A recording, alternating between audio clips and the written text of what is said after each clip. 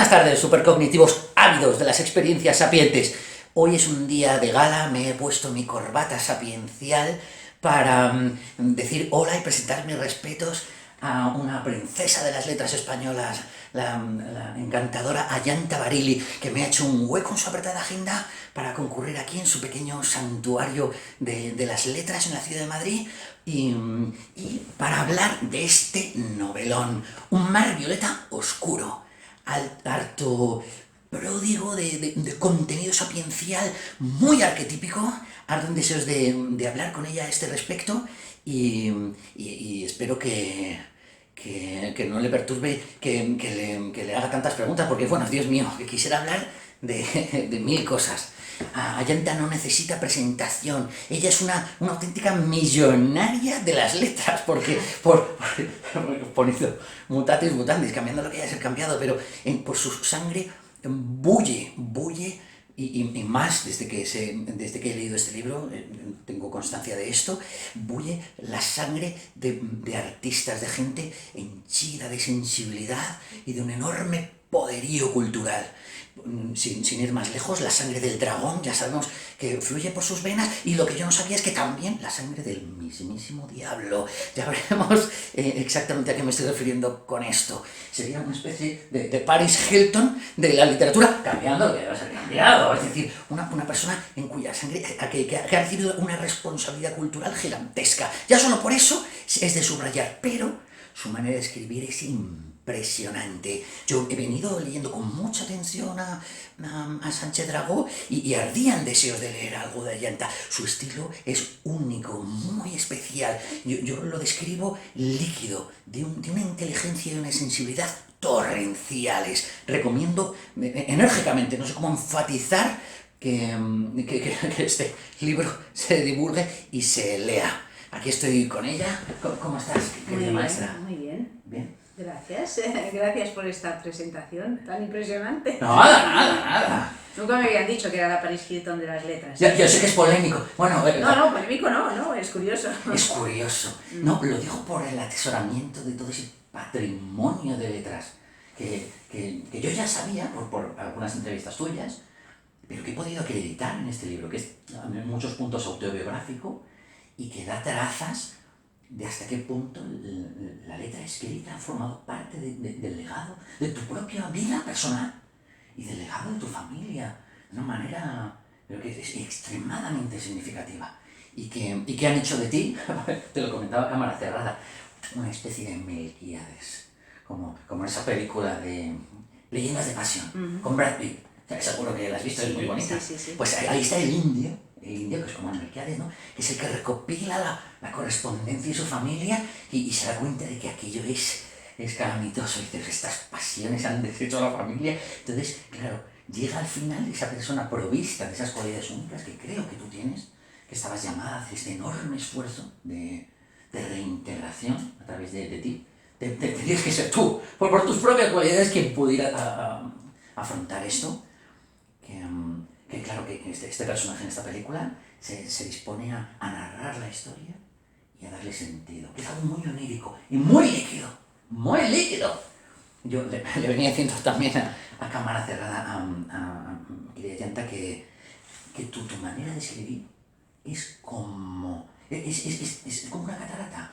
Va a ser de párrafo a párrafo y a veces se pone torrencial y empieza a ponerse frenético y de repente se precipita en un subnivel de la catarata, entonces obtiene quietud. Y muchas veces colocas una palabra entre puntos, así, y la cosa se calma de repente. Y ahí uno aprovecha para respirar, porque Dios mío, el libro la intensidad que me ha dado.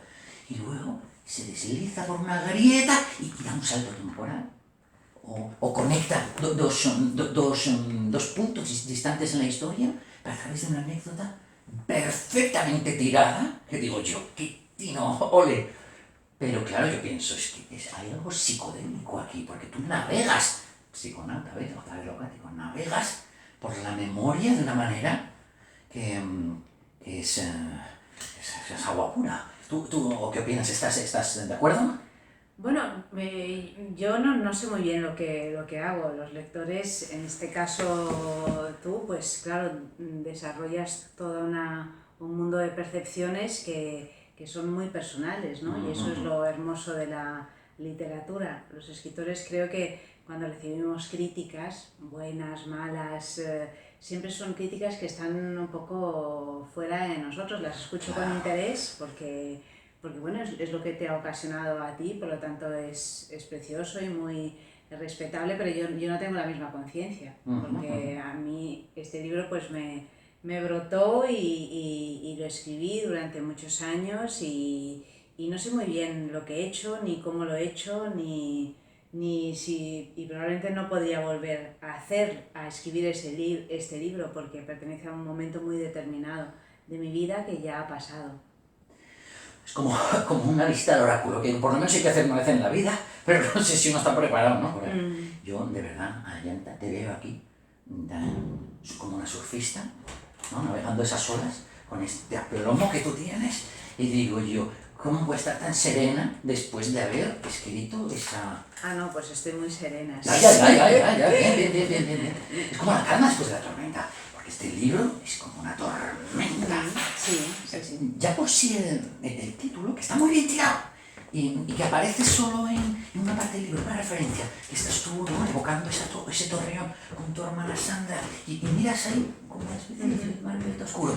Pues ya está. Yo pensaba que iba a ser algo más triunfal, pero es como de soslayo, ¿ves? También. Bueno, es que es un libro donde en todo caso es verdad que hay una frase que hace referencia directa al título, pero es un libro en el que hay un lugar que es fundamental, que es un lugar de conocimiento, es un lugar donde transcurre la infancia, que es este pueblo de la costa Ligure, donde ocurren muchas cosas que conforman un poco la personalidad de esta niña que soy yo y por lo tanto la personalidad de esa mujer que muchos años después se sentará a escribir este Mar Violeta Oscuro. O sea que efectivamente el mar tiene una presencia muy onírica, como decías, muy de pesadilla y también como algo purificador que está aleando a lo largo de todas las páginas de la novela.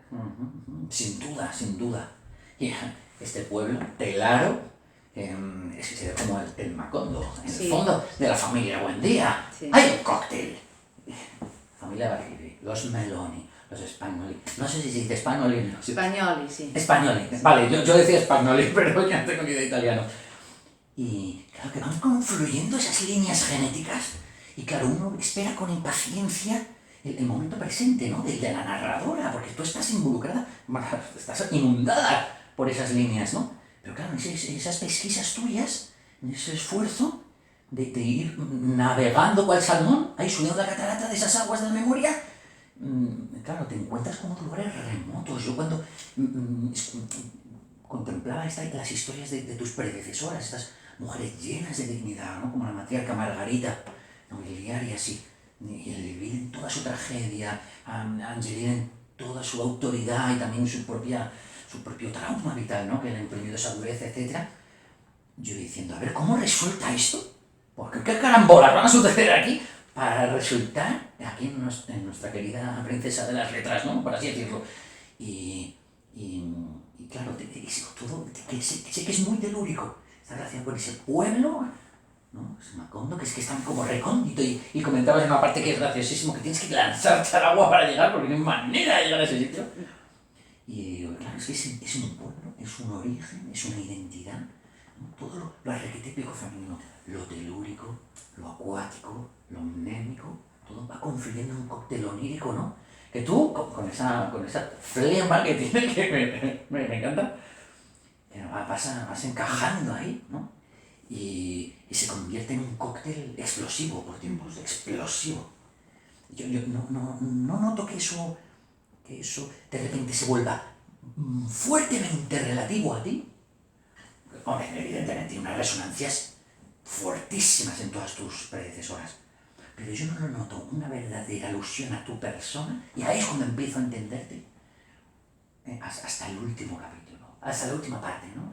La relativa a Caterina, maravillosa, y a la figura, a entrada triunfal en esa familia, la figura de tu padre, que si yo creo que es la carambola que dijo, vale, aquí está, ya está, aquí ha aparecido, a ver qué va a pasar. Pero como haces esos saltos temporales, ¿no? Porque eso es como un sueño, se ha sustraído a esa especie de reglamentación así de cronológica, causal, ¿no? Esto va por arriba.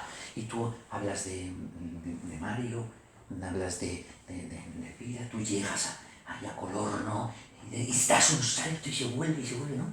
Hasta entonces es un mare magnum, ¿no? Tú tienes muchas metáforas preciosas en este libro, a propósito de ese mare magnum, ¿no? Como ese caldero, ¿no? Que tú te vas sacando. Pero yo quisiera saber si tú te has visto en toda esa línea y en qué momento logras trazar el inicio de quién eres tú. O sea, ¿dónde encuentras la semilla de tu identidad? ¿Esa está Elvira? ¿Es en Margarita? O sea, ¿hasta dónde? ¿Es ese pueblo mismo de Garo? Bueno, yo empiezo a escribir este libro pensando que voy a escribir solo la historia de Elvira. Porque Elvira era mi bisabuela y era un personaje del que, lo explico en el libro, pues no se quería hablar en la familia porque se suponía que tenía un pasado oscuro y además de mujer completamente deshonrada. Y bueno, tal y como explico en el libro, tampoco quiero destripar el libro para las personas que nos estén viendo o escuchando, pues empiezo una investigación familiar por pura curiosidad, por conocer a esta mujer, porque tenía la sospecha de que las andanzas de esta mujer, de la que no se hablaba, que se había convertido en un secreto familiar, en todo ese periplo vital, pues había muchas cosas que si yo las entendía, iba a entender la línea femenina de la familia y por lo tanto mi propio ser, ¿no? Entonces empiezo a hacer esta investigación que no era fácil porque nadie quería hablar, porque había versiones muy diferentes y porque las familias están llenas de secretos y los secretos suelen ser algo que bloquea la energía de las generaciones que vienen después. Y entonces, bueno, fui poco a poco desbaratando todo esto y recaudando información, pero no me puse a escribir. Hice todo esto y luego lo abandoné como durante 10 años, porque es verdad que tuve la sensación, no muy consciente, pero ahora sí lo entiendo, de que yo necesitaba ser un poco más mayor, es decir, tener una perspectiva mayor para poder abordar todo este tema.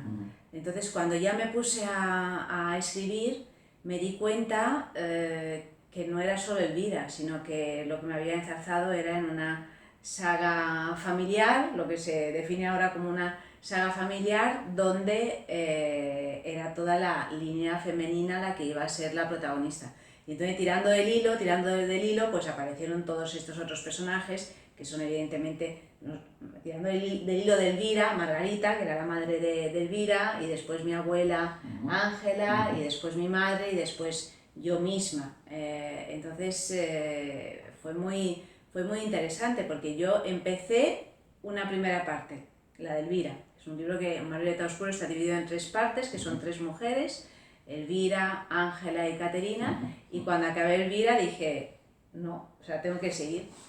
Y evidentemente acabé Ángela y ya empecé por mi madre, por el capítulo, por toda la parte de mi madre, que era sin duda de la que más material tenía, porque mi madre dejó un rastro de tinta china, realmente dejó muchísimo escrito, tanto en los diarios que aparecen en parte en el libro como en las cartas, era de quien más material tenía, pero era también lo más fatigoso para mí, desde el punto de vista emocional, ¿no? Abordar el tema de mi madre. Así es que fue un libro que lo escribí muy poquito a poco, en realidad desde que empecé a pensar en él hasta que vio la luz pasaron varios lustros y de escritura fueron como 5 años, porque, bueno, primero era mi primera novela y era una novela muy ambiciosa, precisamente por los cambios de tiempo que tú has dicho, por una estructura que fue brotando poco a poco, que al principio no entendía muy bien cómo estructurar esta historia, no entendía muy bien cómo hacer que todos estos cambios de tiempo fueran comprensibles para el lector y para mí misma, ¿no? Que hubiera un recorrido emocional que realmente te llevara hasta el final, así que fue un poco un proceso como caminar sobre el filo de la navaja entre otras cosas porque mi estado psicológico era muy frágil, ¿no? Entonces escribía un poco lo dejaba reposar, volvía a ello y así hasta que por fin pues lo terminé y luego vio la luz. Me puedo imaginar que fue extenuante. Yo mismo cuando lo iba leyendo decía, Dios, tenía que cerrarlo y decir, esto es... ¿Cómo pudiste sobrellevar toda esta investigación con esa entereza tuya, característica? Es de elogiar, sinceramente. Y claro, y entiendo que requirieras ese nivel de madurez. Y también, claro, que lo fueras espaciando en el tiempo, me extraña lo más mínimo y te felicito, de verdad, impresionante. Te decía a cámara cerrada que hay parte de toda esta psicodelia es un poco Dune. Te comentaba que si estabas familiarizada, me comentabas que sí, ¿no? Y sí hay una parte que es colateral, ¿no? Pero está en el libro, que es lo que en Dune son la secta de las Bene Gesserit, que son esta cofradía de mujeres especializadas en estimular el potencial psíquico humano de una manera psicodélica, que es mnémica. Ellas son capaces de transferir la memoria de las matriarcas en favor de la siguiente, de la sucesora, ¿no? Y tienen el problema, estas Bene Gesserit, de que solo pueden observar el mundo desde lo onírico, desde lo acuático, desde lo femenino, por así decirlo. Y claro, entonces tienen el plan de acabar sintetizando por mezclas genéticas al Quetzalcóatl, que es como su profeta, ¿no? Que va a ser un hombre esta vez y que va a lograr solucionar los problemas. Bueno, te veo muy puesto en Dune. Yo la verdad es que lo leí hace un montón de años, no tengo un recuerdo muy claro y no he visto las películas, pero bueno, estos son temas que se han tratado tanto en libros de fantasía como de ciencia ficción, como en 100 años de soledad. Sí, que claro. Son temas recurrentes que aparecen una y otra vez en la literatura y en el cine porque forman parte también del problema de estar vivos, básicamente. Claro. Y de todo lo que heredamos, las cosas buenas que heredamos y las malignas que también están ahí. Y creo que es muy recomendable conocerlas, o sea, sobre todo conocerlas, porque la ignorancia solo nos va a llevar a la desesperanza y a la muerte probablemente, ¿no? Por lo menos a la muerte del alma. Entonces, pues creo que es un proceso que no hace falta escribir un libro. Hacer este recorrido creo que es un recorrido muy importante que creo que es recomendable que se haga en la vida de cada persona porque es fundamental. Es que si no, pasamos por aquí sin haber conocido realmente, sin habernos conocido a nosotros mismos, que finalmente es a lo que te lleva este proceso. Entonces creo que es muy importante mirar hacia atrás para saber de dónde venimos y de esta manera saber a dónde vamos. Y hacer esto, pues hay muchas maneras de hacerlo, ¿no? Hay quien escribe un libro, hay quien se dedica a conversar con sus mayores y a grabar las conversaciones y a guardarlas como oro que es, porque son los testigos de algo que se va a olvidar, si no, ¿no? Y bueno, y todos nosotros nos vamos pasando el testigo de generación en generación, de manera que al final quede una estela, que sea una estela de saber y de conocimiento. No encuentro otra razón para estar vivos, vaya. A mí me parece que tú has logrado aquí, todavía no he leído el resto de tu bibliografía, lo voy a hacer, te lo aseguro. Has logrado hacer ese eslabón de la cadena áurea. Has logrado, creo yo, esenciar ese legado de tu familia tan artístico, rescatar la dignidad que había, hasta en la locura de tu propia bisabuela, y convertir su locura en un acto de libertad. O sea que has logrado coger esas esencias, como decirlo, a crear un cóctel maravilloso que es susceptible de ser enfrascado y transmitido. Que yo creo que es un poco ese frasco, este libro es maravilloso. Y claro, yo te decía lo de Dune por Mario Mario, que yo venía diciendo, claro, es que el arquetipo de la feminidad, de toda esa agua de la memoria, es María. Es María, ¿no? Yo pienso en la carta del tarot esta del árbol de la fortuna, esa esfinge, ¿no? La luna Thor, es como la que custodia la memoria, ¿no? Y claro, Mario es como literalmente el hombre pero infundido de esa feminidad, ¿no? Que al final logra, a través de su peculiar vida, siendo un violín, hacer como sana. Él sana su violín, pero yo creo que ahí simbólicamente, y tal como lo escribes ese capítulo, es precioso, precioso. Como él va, se resiste a abandonar ese violín, los violines se le van rompiendo, pero juro a Dios que él se lo repara, ¿no? Y esa manera de sanar ese instrumento tan bonito, que creo que es un acto en el que por fin la tragedia que se iba heredando, por fin viene este señor, tu hijo primogénito, Mario, ¿no? Un viejo como la energía de María puesto sobre él, y él aprende a sanar, ¿no? Eso es algo, todo lo que ocurre en esta novela ha ocurrido realmente. Claro, hay las partes que están más noveladas porque hay personajes que yo no llegué a conocer. Evidentemente yo a mi bisabuela o a Margarita y tal no la conocí, pero este pasaje del violín y Mario es algo que ocurrió realmente, que él me llamó una noche, estudiaba lutería en la Stradivarius de Cremona, que es la escuela de luthiers que hay en Italia, y él llevaba muchísimo tiempo construyendo este violín, que era su primer violín, y se le partió la tapa. No voy a decir por qué. Vale, yo no voy a hacer spoilers. No voy a decir por qué, porque se trata de que lo leáis, pero cuando él me llamó muy angustiado, tenía 18 años, y estaba completamente consternado por este desastre que tenía en las manos, y me contó toda la historia.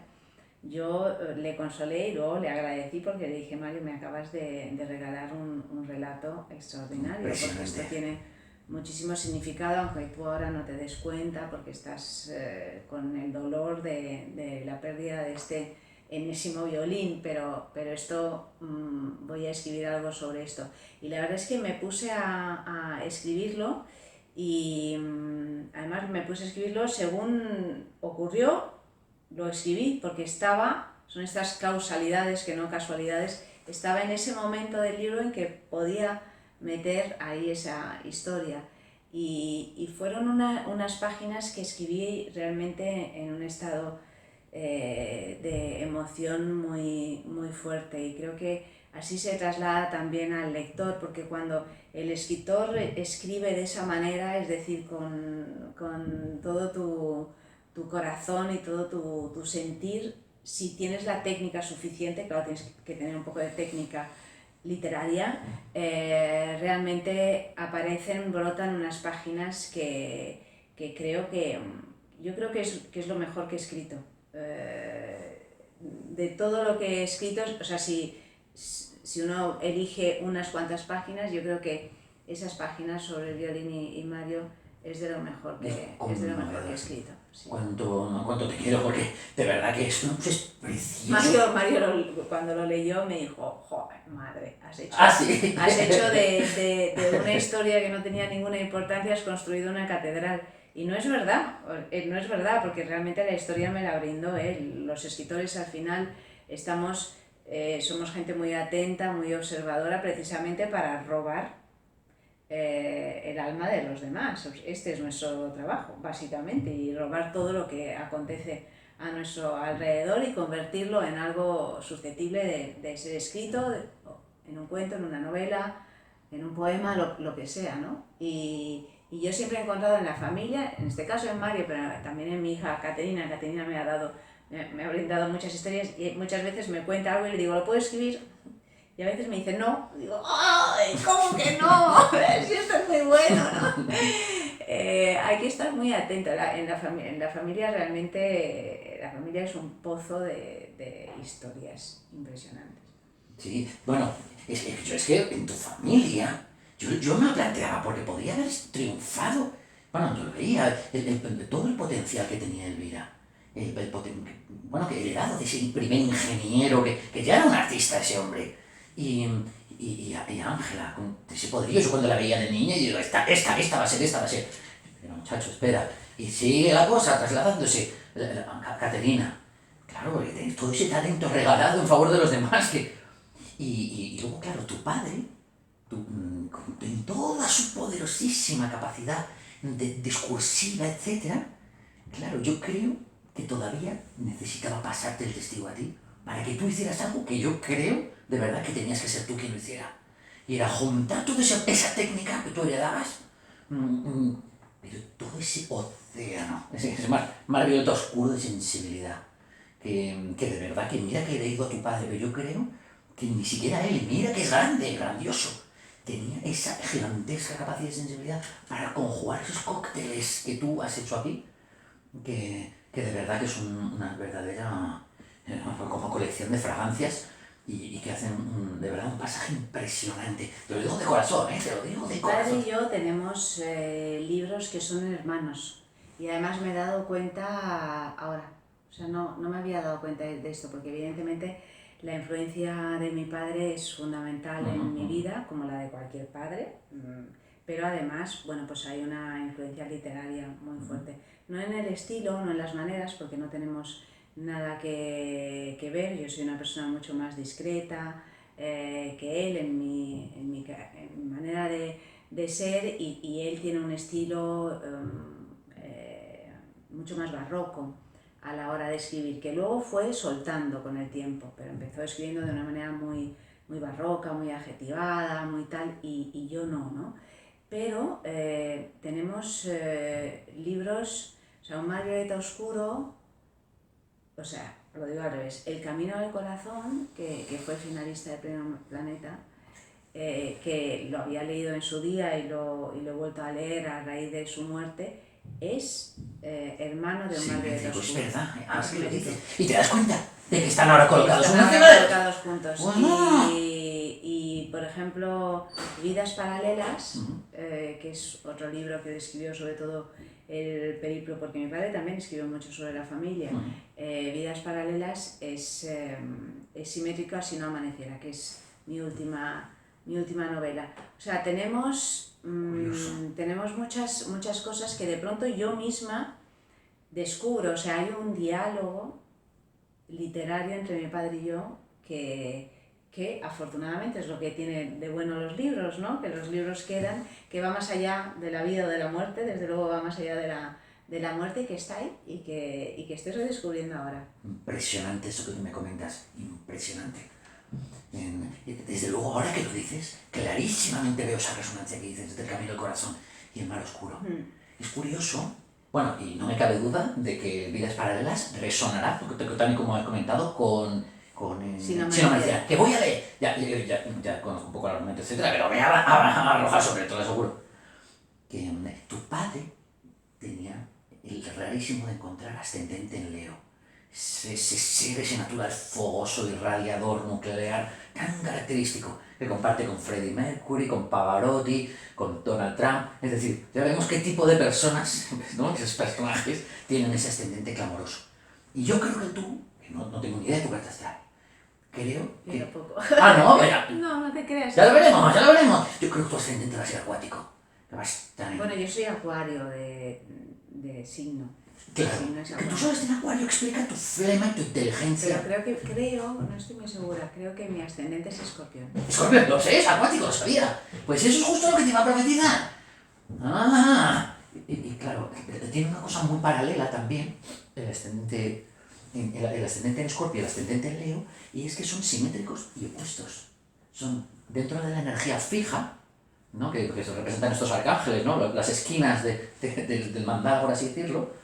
La energía de Leo y la energía de Escorpio son las dos fijas, simétricas, están a la misma distancia del equinoccio, pero son contrarias. La una dice yo, aquí soy, quién soy yo, y la otra clama por disolverse en un trance casi sexual, que es como de empezar a entrever que la cosa en este mundo no iba de defender quién uno es heroicamente y a todo trance, sino de fusionarnos con otros seres humanos.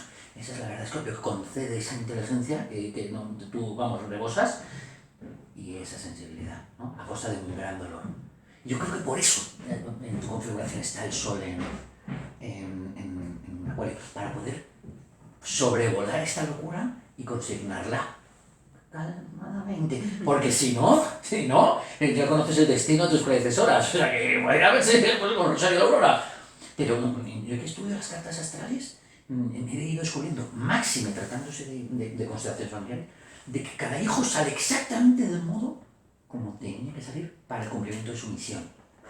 Como que se puede ver claramente, ¿no? Cuando uno ve el efecto que tuvo, por ejemplo, Ángela sobre Elvira, ¿no? Y con esta complicidad tan maravillosa que después resonaba en la tuya con tu propia madre, ¿verdad? Y a su vez, con esas figuras colaterales tan hermosas, ¿no? En el caso de, ya no me acuerdo, es la criada de Iride. Evariste. Sí, Sí. ella, el personaje maravilloso, que también resuena mucho con esta luego figura que tú mencionas al final, que es María, es una admiradora de tu madre, etcétera, ¿no? Sí. O sea, que eso va. Pero creo que, claro, la energía se va depurando y, claro, la poderosa personalidad más egocéntrica de yo soy, aquí estoy, de tu padre, que radiaba de una manera resonante, luego es contestada, claro, por la figura de su hija. ¿Cómo no? Que veníais, pues tú y él teníais también yo creo que componéis un mismo mandala, que eso va, algo que te preguntaré ahora, a ver qué opinas tú, pero que participabais de un mismo ser colectivo, familiar, y tú eras como, por así decirlo, su némesis en buena medida, ¿no? Una especie de sombra que venía a disolver toda esa centralidad, por así decirlo, ¿no? Bueno, es que mi padre era una persona muy que lo acaparaba todo, tenía una personalidad tan arrolladora. Así es. Que era un hombre además pues muy apabullante y al mismo tiempo muy divertido y muy generoso, Sin duda. muy excesivo, muy tal.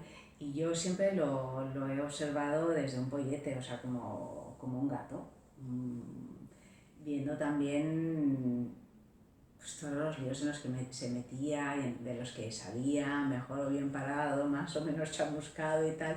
Pero yo siempre lo he observado un poco como el gato de Cheshire, o sea, con una sonrisa. Y él sabía perfectamente que yo era así, ¿no? Y entonces siempre nos hemos comprendido muy bien a pesar de las diferencias. Yo he sido el silencio y él ha sido el bullicio. Y creo que él aspiraba al silencio, porque siempre decía que en realidad le habría gustado ser un monje, imagínate. Pero es verdad, le gustaba y aspiraba a ello. Lo que pasa es que su propia personalidad le impedía alcanzar eso, ¿no? Y yo siempre he admirado su faceta tan arrolladora. Así es que bueno, ahí ha habido un complemento y un equilibrio que se ha dado muy bien y que ha funcionado siempre. Yo creo que tú eres la única persona en este mundo que realmente le ha conocido y le ha comprendido, creo. Porque viéndolas, mira, con todo lo que le han querido, y es evidente, toda esa secuencia, ¿no? de personas que han caído a sus pies, en sus brazos y le han amado profundamente, pero creo que tú, por tus propias capacidades, o sea, tu padre que con esa inteligencia tan aplastante, necesitaba que alguien sucesivo a él, que ya tuviera parte de él, viniera para entenderle profundamente. Porque... Bueno, yo no diría tanto, o sea, yo creo que hay personas que, por supuesto, que le han querido mucho y que tengo una hermana, por ejemplo, que creo que le ha conocido igual de bien que yo. La única diferencia es que mi padre y yo nos hemos dedicado a lo mismo. Entonces hemos estado, y es una diferencia, o sea, quiero decir que hemos estado, bueno, pues enamorados del tema de la escritura y de todo lo que hay alrededor. Entonces eso hacía que hubiera una complicidad y que también hemos trabajado durante muchísimo tiempo juntos. Hemos llevado a cabo proyectos juntos de todo tipo. Entonces, claro, era inevitable que hubiera un entendimiento en ese sentido. Claro, es que veo en el libro, hay algo que es sombrío, ¿no? Toda esta tragedia que asola a tu línea materna. Que uno dice, por Dios, que concatenación tan calamitosa de hombres, ¿no? Que fatídico, ¿no? De diablo a diablo, en realidad, ¿no? Y cuando llega tu padre, yo no sé si es porque le queremos tanto, ¿no? Pero es un chorro de luz en este libro. que llega vestido de todas sus cualidades solares, ¿no? Esa se entiende en realidad. Y viene a dar una luz. Y claro, es el hombre que yo le deseaba a tu madre, ¿no? Cuando en todo su potencial, porque tu madre brillaba, una luz propia absolutamente deslumbrante. Pero por fin cuando llega, dice uno, por fin, por Dios. Entonces viven esas aventuras tan maravillosas, inolvidables, ¿no? Pero claro, luego enseguida, bueno, estoy haciendo muchos spoilers. O que dices demasiado, bueno, bueno, vaya, hombre. No pasa nada, ¿no? No pasa nada, no pasa nada. Vale, ok. Voy rápido al grano, pero es que me gusta tanto que tenía tantas ganas de hablar contigo. Pues, claro, luego al final se ve que por la propia naturaleza de tu padre, en parte, pues, por de tener tanta luz, que eso me irradiaba en tantas direcciones, que al final no iba a ser eso tampoco lo que... Es que la luz o la irradia a uno mismo y aprende a mantenerla y a sostenerla y consigue, y entiendo que no es fácil porque la vida es muy complicada, es una carrera de obstáculos, entre otras cosas, ¿no? Entonces eso creo que es una responsabilidad propia, o sea, no hay nadie que te vaya a iluminar más que uno mismo. Entonces o uno cumple ese recorrido o si se te apaga la lucecita, pues te apagas.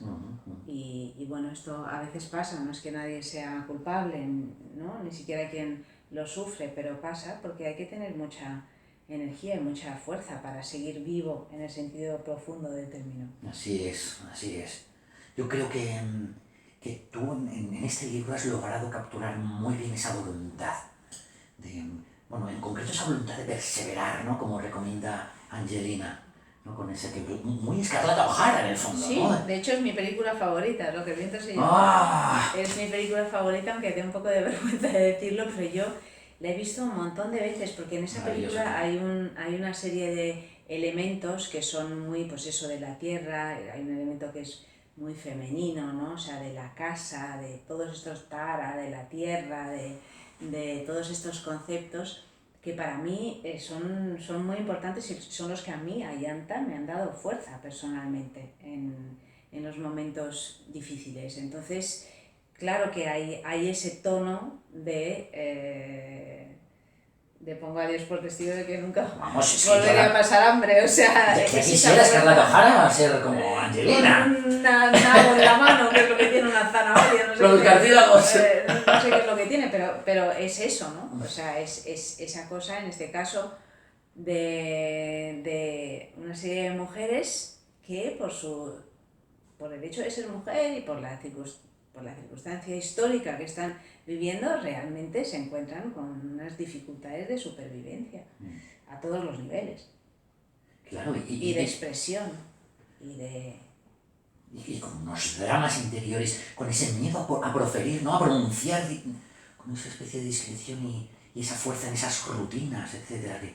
Claro, yo creo que por su propia sensibilidad, eran como las Bene Gesserit, como unas monjas que se encargan de procesar emocionalmente todo el dolor del 20 europeo, que es una locura llena de guerras y llena de calamidades. Bueno, luego tu padre va por ahí como un toro que cualquiera detiene, pero quien se pare a sentir la locura del 20, claro, tiene que llevar una existencia monacal. Bueno, no te atormento más. Solo una última cosa respecto de esto que decías respecto a Escarlata O'Hara, lo que el viento se llevó en específico y eso que evoca tú de niña en ese cine, no sé si era Roma. En Roma. Ese cine en Roma con esos clásicos, ¿verdad? Que para mí resonaba mucho en este título, El mar violeta oscuro, que para mí por sí es doblemente reiterativo, porque violeta ya es como lo ultravioleta, lo que está al final, ¿no? La información esa que se nos escapa, ¿no? Que conecta con el mar, como el final del ciclo de la existencia, que es Piscis, ¿no? Esas aguas de la totalidad. Y oscuro, pues evidentemente porque rinde tributo a la diosa noche, ¿no? A la gran diosa, ¿verdad? La titani de la memoria. Pues hay algo triunfal en este mar oscuro como símbolo que te quería participar. Y es que tiene mucho que ver con el final objetivo del recorrido de la vida. Como ese peregrinaje que conduce a la gente al oeste a extinguirse en Costa de la Muerte, ¿no? esas aguas finales que tu padre exploró tanto, ¿no? Porque Sí. tantísimo el viaje Muchísimo iniciático. sobre ellos. Sin duda, sin duda, sin duda. Yo he aprendido muchísimo gracias a sus reflexiones. Creo que lo que hay en ese mar oscuro es justo eso, lo que simboliza el cine en nuestra época, en la época de Piscis, no nos olvidemos, que es esa especie de búsqueda de una resolución triunfal de todos los arcos de personaje justo al final, en el horizonte, cuando ves, y tú lo describes perfecto, cuando se funde el cielo con el mar y Escarlata sube el nabo y dice no voy a pasar hambre, y entonces la música triunfal converge. Este libro es extremadamente musical. Si se llevara a cine este libro tendría que ser musical. Bueno, quiero decir que... Bueno, Bueno, creo que la música es importante en este libro. Creo que la música es importante en cada libro que uno comienza, porque cada libro tiene la música. Y en este caso yo escuchaba siempre un determinado tipo de música. No mientras escribo, porque no suelo escuchar música mientras escribo porque me distrae, pero sí a mi alrededor me pasé años escuchando sinfonías, básicamente, escuchando a Beethoven, y básicamente a Beethoven, porque Beethoven tiene en sus sinfonías pues un leitmotiv, digamos una melodía principal, y luego van entrando pues muchos instrumentos cada vez más, hasta componer pues hasta llegar arriba, ¿no? Hasta llegar al pongo a Dios por testigo para entendernos. Y era realmente lo que yo quería con este libro, porque había muchas voces, que son muchos instrumentos. Estaban las voces de todas estas mujeres, que además se van entrelazando en primera persona, porque hay escritos de estas mujeres, hay cartas, hay diarios. Y entonces yo necesitaba que esto fuera efectivamente una sinfonía. He escrito luego otros libros que tienen otra música, que no es esta, pero esta es una sinfonía. Pues lo has transmitido desde tu madre y su cónyuge cantando a la Internacional trasnochadamente, a estos ensayos a los que tú asististe, que pudiste ver en primera persona como hacía el ensayo general, ¿no? De Orfeo y Eurídice. De Orfeo y Eurídice, maravilla.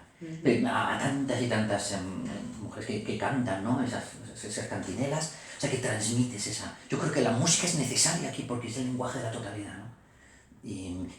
Bueno, es lo que estructura el libro, realmente es la estructura del libro, o sea, más allá de los pasajes donde se habla de música por las razones que sean, la estructura, que es algo que sostiene una historia, es ese tipo de música. Maravilla, qué gusto. No te imaginas qué maravilla para mí verte a ti flemática. ¿Flemática? No, bueno, o tan entera y tan lúcida, ¿no? Con la mirada de los ojos brillantes que tienes de escritora, con tu familia, bueno, me imagino que habrá problema, pero como que ya ha pasado esa marejada, tú creo que has sido capaz de...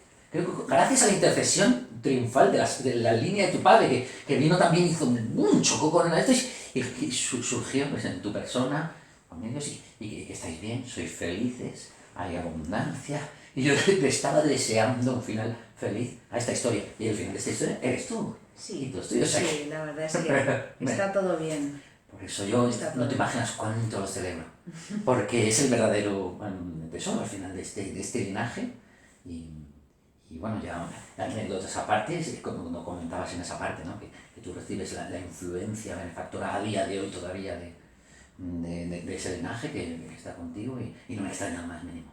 Así que nada, solo felicitarte. Pues muchísimas gracias por esta entrevista preciosa. Nada. Muchísimas gracias. El placer ha sido todo mío. No te quito más tiempo, sé que estás ocupada. Espero que te pongas a escribir pronto, ¿no? Estoy... Tú tienes la exhortación ahí contigo. Yo creo que tú ya eras escritora antes de escribir, fíjate lo que te digo. Bueno, yo creo que todos son escritores antes de escribir. Bueno. Sí, bueno, claro, o sea, es algo que uno va digiriendo hasta que ya se sienta a escribir y aquello sale, aparece, pero sí. Qué bien. Pues hoy saldrá. La próxima vez que nos veamos, ojalá que nos volvamos a ver, me habré leído tu si no amaneciera. Ay, donde se os dé ese libro, te lo Muy aseguro. bien, muy Pues bien. encantado de Muchísimas conocerte, gracias. gracias a ti. Y vosotros aquí la tenéis, una princesa de las letras españolas, por derecho propio, aunque lo haya rezumado genéticamente. Y espero que os haya gustado, nos veremos muy pronto. Estáis muy bien, super sapientes. Gracias, Ayanta. A ti.